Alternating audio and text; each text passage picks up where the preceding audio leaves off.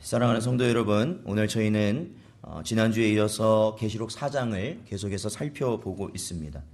우리 주변에 있는 분들과 먼저 인사 나눕니다. 읽고 듣고 순종합시다.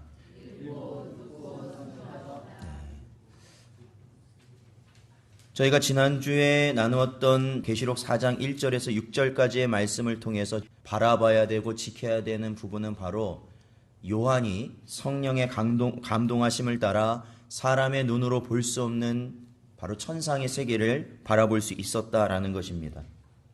저희 로마서 8장 26절을 같이 읽어보겠습니다. 로마서 8장 26절 읽어보죠. 시작.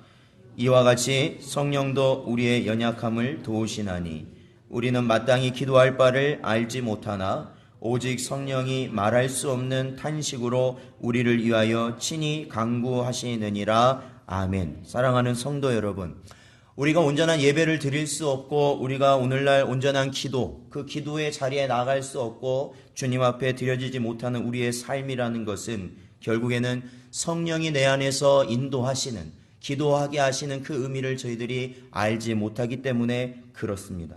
사랑하는 성도 여러분, 성령 하나님께서 우리 안에 충만하시기를 언제나 간절히 구하는 여러분 되시기를 주님의 이름으로 축원드립니다. 우리 이어서 에베소서 6장 18절도 읽어보겠습니다. 에베소서 6장 18절 말씀입니다. 읽어보죠. 시작. 모든 기도와 간구를 하되 항상 성령 안에서 기도하고 이를 위하여 깨어 구하기를 항상 힘쓰며 여러 성도를 위하여 구하라. 아멘. 그렇습니다. 우리가 나아갈 바는 이 요한계시를 통해서 우리가 더욱더 주님 앞에 힘쓰고 애써야 되는 것은 바로 우리가 성령 충만함 가운데 하나님의 뜻을 깨닫고 성령 충만함 가운데 기도할 수 있는 교회가 되어야 한다라는 것이지요. 언제나 그러한 은혜를 저희들은 구하며 나아갈 때 우리 전원교회와 또한 우리 모든 성도들이 하나님이 원하시는 그 길로 갈 수 있고 또한 그 사역을 감당할 수 있게 된다라는 것입니다. 저희가 지난주에 저희가 6절까지를 보면서 저희가 내 생물에 관한 것은 사실 다루질 않았습니다. 저희가 지난주에 1절부터 6절까지 있었던 그러한 내용을 잠시 살펴보면 바로 예수님께서 사도 요한에게 7교회에 대한 예언을 하신 이후에 바로 천상의 세계를 성령의 감동하심을 통하여 이 사도 요한에게 보이셨습니다. 그 요한이 본 모습은 다음과 같았습니다. 그가 성령에 감동돼서 그 천상의 세계를 바라보니까 바로 그 가운데 보좌가 있고 그 보좌의 위에 앉으신 이가 있는데 바로 그 보좌에 앉으신 이 주변에는 무지개가 둘려 있고 그 다음에 그 주변에는 24 보좌가 있는데 그곳에는 24 장로들이 있었다라는 것이죠. 그리고 또한 그 주변에는 또 누가 있었냐면 바로 내 생물이 있었다라고 말씀하고 있습니다. 자, 그런데 저희가 6절에 보면 이 내 생물은요, 어떠한 존재라고 말하고 있냐면 6절 하반절에 보니까 내 생물이 있는데 앞뒤에 눈들이 가득하더라라고 요한은 기록하고 있습니다. 그리고 7절에 계속 보면 그 첫째 생물은 사자 같고 그 둘째 생물은 송아지 같고 그 셋째 생물은 얼굴이 사람 같고 그 넷째 생물은 날아가는 독수리 같은데 네 생물은 각각 6날개를 가졌고 그 안과 주위에는 눈들이 가득하더라라고 이 네 생물에 대한 묘사를 하고 있습니다. 그렇다면 사랑하는 성도 여러분, 이 네 생물이 혹시 누구라고 어떠한 존재라고 혹시 여러분 생각을 하고 계십니까? 누굴까요? 내 생물이. 내 생물이 누군가요? 사실 이 내 생물에 대한 이야기도 굉장히 많습니다. 내 생물이 어떠한 존재다라는 그런 굉장히 많아요. 그래서 어떠한 분들은 이 내 생물이 사자의 모습을 하고 있고 송아지의 모습을 하고 있고 사람의 모습을 하고 있고 그 다음에 독수리의 모습을 하고 있기 때문에 이 세상의 모든 피조물을 대표하는 존재들이다라고도 말을 합니다. 그리고 어떤 분들은 바로 이 사자나 송아지나 사람이나 또한 독수리가 누구의 특성을 가지고 있냐면 바로 예수님의 속성을 가지고 있기 때문에 그러한 예수님을 의미한다라고 이야기도 합니다. 그러나 전에도 말씀드렸지만 우리가 이 존재에 대해서 정확한 의미는 언제 알 수 있어요? 언제 알 수 있어요?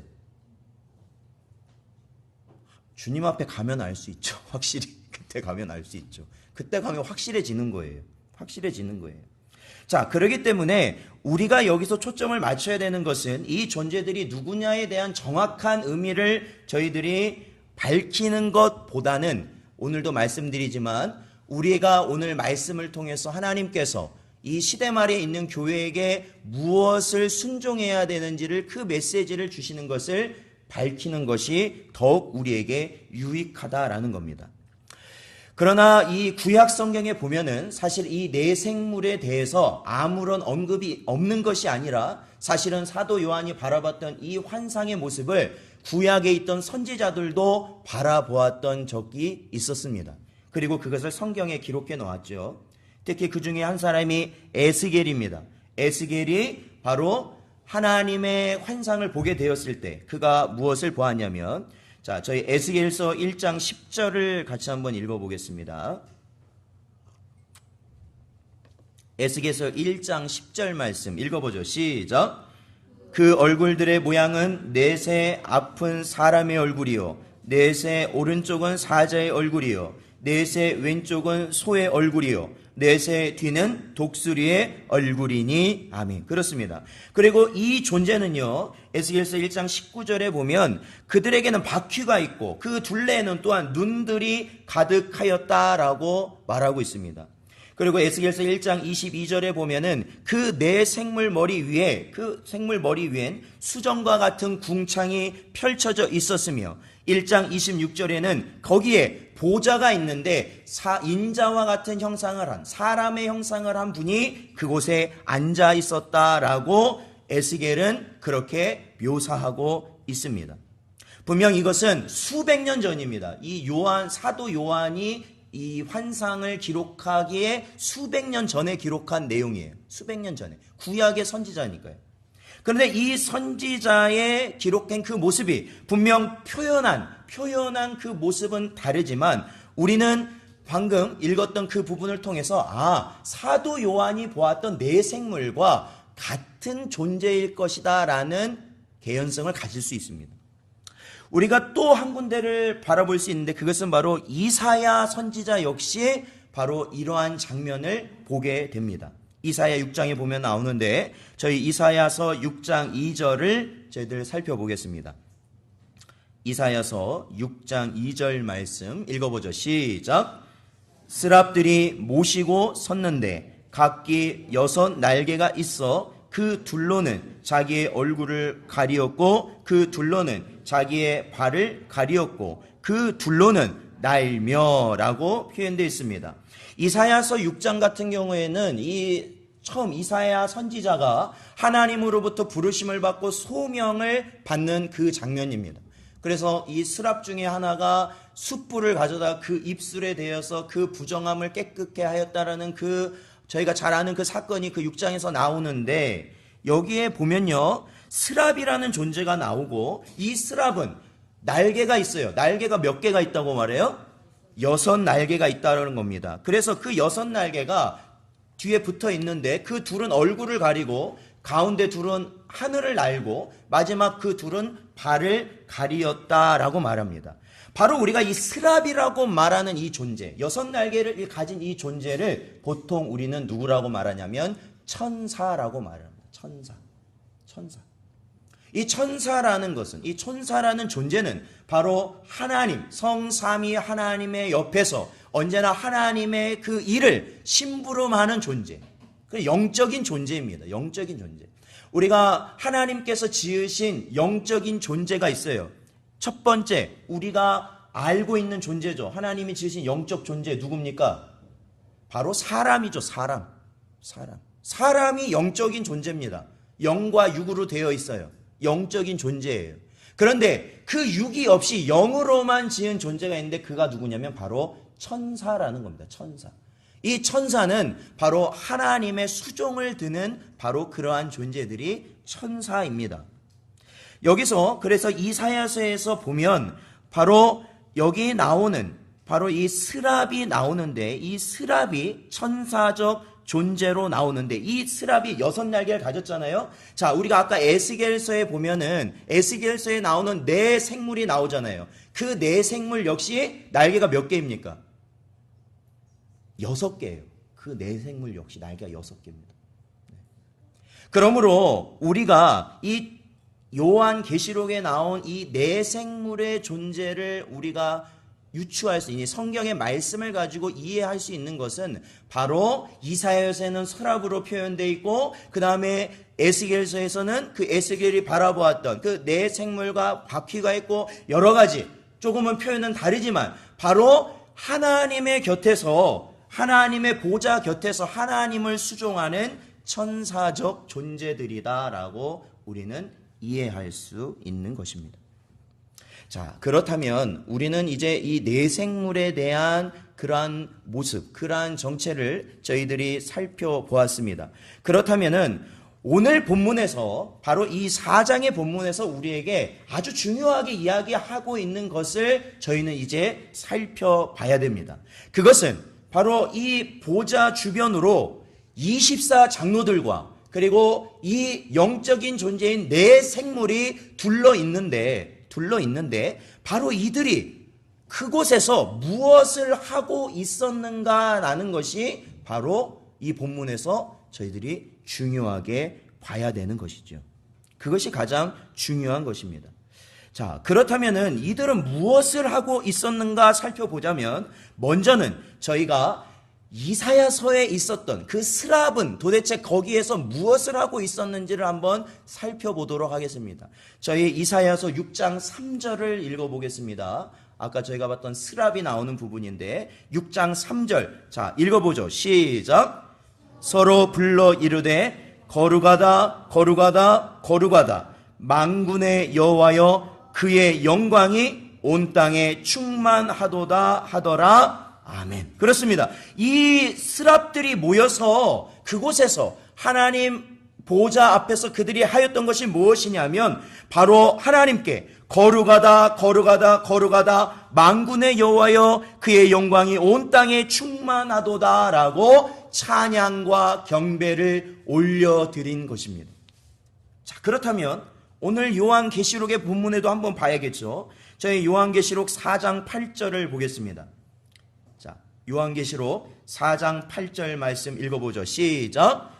네 생물은 각각 6날개를 가졌고 그 안과 주에는 눈들이 가득하더라. 그들이 밤낮 쉬지 않고 이르기를 거룩하다 거룩하다 거룩하다 주 하나님 곧 전능하신 이여 전에도 계셨고 이제도 계시고 장차 오실 이시라 하고 아멘. 그렇습니다. 이 네 생물, 계시록에 나오는 보좌 주변의 네 생물은 무엇을 하고 있습니까? 바로 이사야서에서 나왔던 스랍과 똑같은 것을 하고 있습니다. 그게 뭐예요? 하나님을 찬양하고 경배하고 있는 것입니다. 하나님을 찬양하고 경배하고 있는 거예요. 바로 이 네 생물이 그 위치에서 하는 것은 언제나, 그렇죠? 이사야가 봤을 때나 요한이 봤을 때나 그 우리의 시간적 흐름은 너무나도 길지만 언제나 이들이 하고 있는 것은 하나님을 경배하고 하나님께 찬양하고 하나님께 영광 돌리는 것이 바로 이들의 일이었어요. 이들의 일. 이들이 하는 일이에요. 자, 그렇다면 이 네 생물 말고 또 다른 존재들이 나오는데 누구였습니까? 또 보좌 주변에 누가 또 있었어요? 네 생물 말고 또 누가 있었습니까? 24장로들이 있었죠. 그렇다면 이 24장로들은 우리가 누구인지는 지난번에 저희들이 살펴봤죠. 24장로들은 무슨 일을 하는가? 그러면 24장로들. 자, 24장로들을 무슨 일을 하는지는 저희가 오늘 본문 말씀을 통해서 알 수 있지요. 저희가 본문 말씀, 자, 10절부터 읽어보죠. 10절부터 11절까지 읽어보겠습니다. 시작. 24장로들이 보좌에 앉으신 이 앞에 엎드려 세세토록 살아계시는 이에게 경배하고 자기의 관을 보좌 앞에 들이며 이르되 우리 주 하나님이여 영광과 존귀와 권능을 받으시는 것이 합당하오니 주께서 만물을 지으신지라 만물이 주의 뜻대로 있었고 또 지으심을 받았나이다 하더라. 아멘. 그렇습니다. 10절에 보면 24 장로들이 보좌에 앉으신 이 앞에 어떻게 했다고요? 어떻게 해요? 엎드렸다라는 거죠. 여러분, 우리가 경배한다라는 의미가 바로 그런 의미예요. 경배. 그렇죠? 경배. 이 배자라는 건 절배자. 엎드렸다. 그러니까 하나님 앞에 이들이 엎드려서 바로 하나님 앞에 어떻게 하냐면 무엇을 벗어서 하나님 앞에 드렸다고요? 자기. 그러니까 24 장로들이 흰 옷을 입고 머리에는 무엇을 쓰고 있다고 성경에 나와요? 금관을 쓰고 있었다라고 말을 하거든요.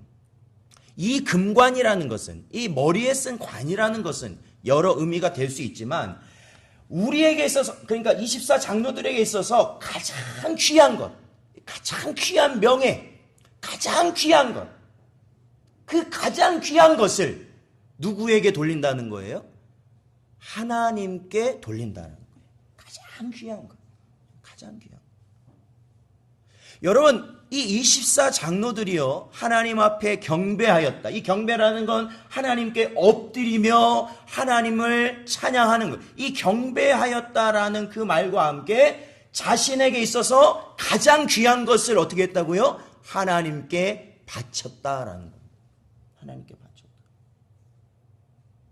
자, 우리는 오늘 이 내 생물과 그리고 이 24 장로들이 하는 모습을 통해서 우리는 무엇을 살펴볼 수 있냐면 바로 예배란 무엇인가라는 걸 살펴볼 수 있는 겁니다. 예배. 오늘도 사실은 저와 여러분이 누구 앞에 나온 거냐면 보좌에 앉으신 아버지 하나님께 나와 있는 것이라는 것이죠. 저와 여러분이요. 초대교회 소아시아 7교회가 그렇게 핍박을 받으면서도 항상 드렸던 그 예배는 바로 보좌에 앉으신 아버지 하나님께 나아가는 바로 그 예배를 그들은 드렸던 것이죠. 그렇다면 그때나 지금이나 우리에게 드려지는 이 예배는 우리가 하나님 앞에 어떠한 모습으로 나아가는 것이에요? 경배하는 마음. 경배란 뭐라고요? 엎드려서 하는 것이라는 거예요. 엎드려서. 내 주장이나 내 생각이나 내 관심이나 내 계획이나 내 모든 것이 사라져야 돼. 엎드린다는 건 무슨 의미예요? 하나님께, 아버지께 순종하겠다라는 거 아니에요. 순종하겠다. 엎드려야 돼요. 예배라는 것은 엎드림으로 나가야 됩니다. 엎드림으로.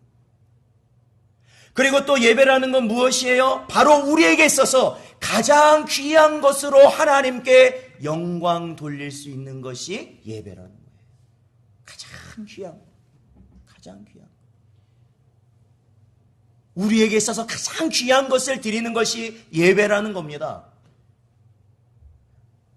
아브라함이 그러한 예배의 시작을 우리에게 보여줬죠. 아브라함은 하나님께 무엇을 바쳤습니까? 그 예배에 무엇을 바쳤어요? 자신의 아들을 바쳤어요. 하나밖에 없는 자신의 아들을 바쳤어요. 그게 예배라는 거예요.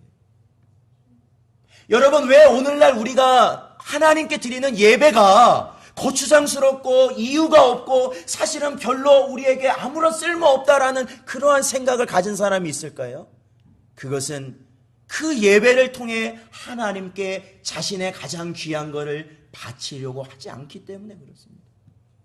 그만큼 이것이 귀하지 않다라고 그는 여기고 있기 때문에 그렇다라는 것이죠.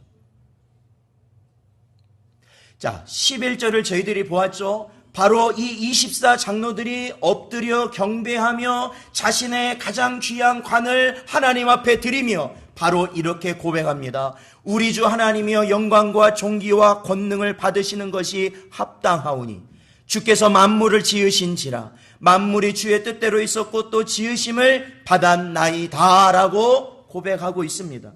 자, 여기서 우리는 두 가지의 찬양을 발견합니다. 그것은 바로 내 생물이 하나님께 드린 찬양입니다. 그것은 어떠한 찬양입니까? 하나님은 거룩하시다라는 겁니다. 거룩하시다.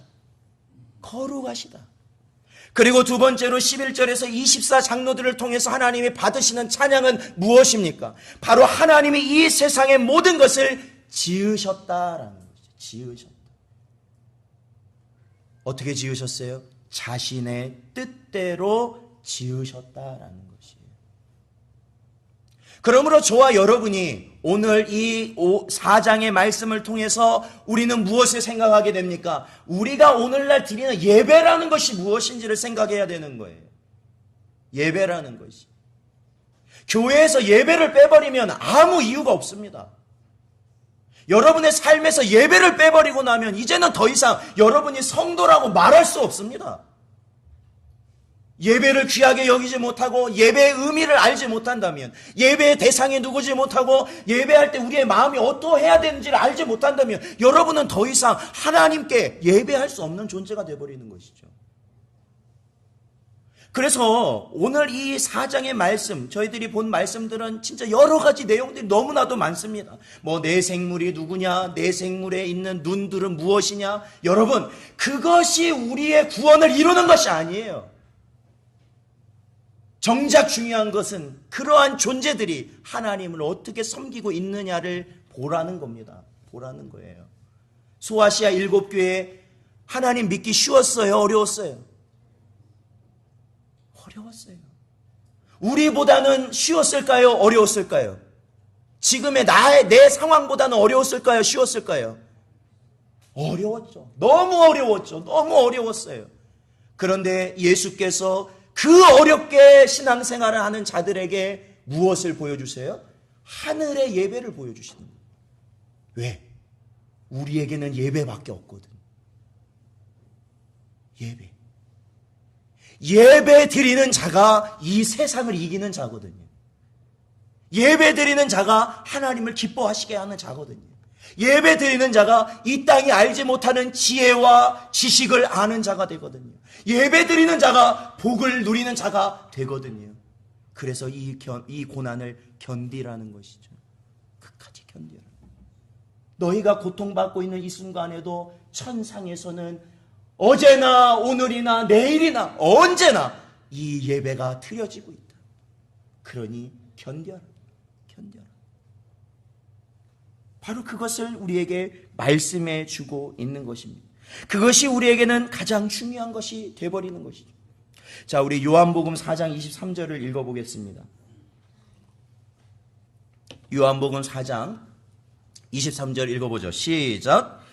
아버지께 참되게 예배하는 자들은 영과 진리로 예배할 때가 오나니 곧 이때라. 아버지께서는 자기에게 이렇게 예배하는 자들을 찾으시느니라. 아멘. 그렇습니다. 하나님께서는 누구를 찾으시느냐고요? 영과 진리로 예배하는 자를 찾으시는 거예요. 이거 그냥 예배 아니에요.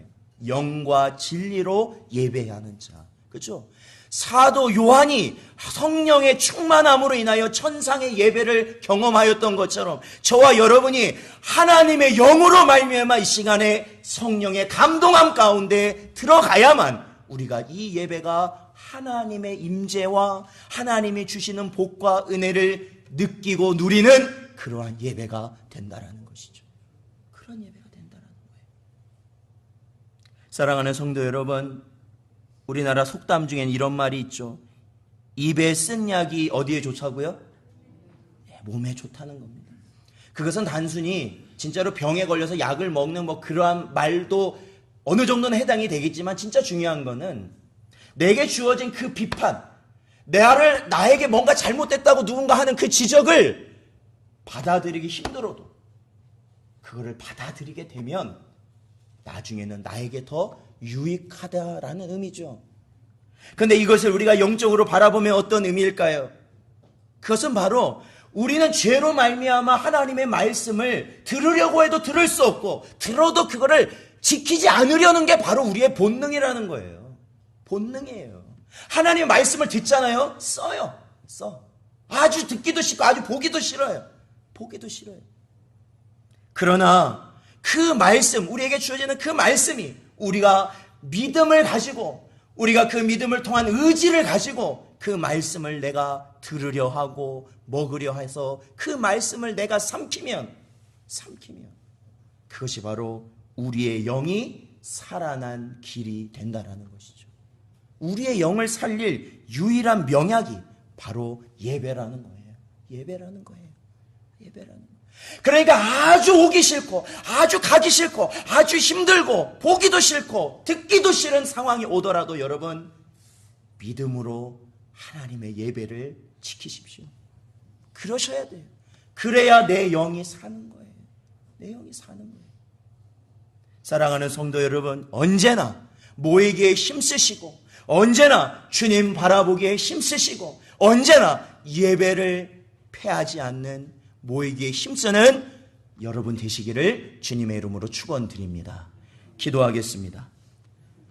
아버지 하나님, 감사를 드립니다. 이 시간에도 저희들의 심령을 붙드셔서 하나님 예배할 수 있는 자로 저희들에게 불러주시고, 또한 오늘 저에게 말씀 주시니 감사합니다. 마지막 때를 살아가는 저희가 온전히 주님의 거룩하심과 주님의 창조하심을 영원토록 예배하며 살아가는 저희가 되게 하여 주시옵소서. 간절히 바라오며 예수님의 이름으로 기도하옵나이다. 아멘.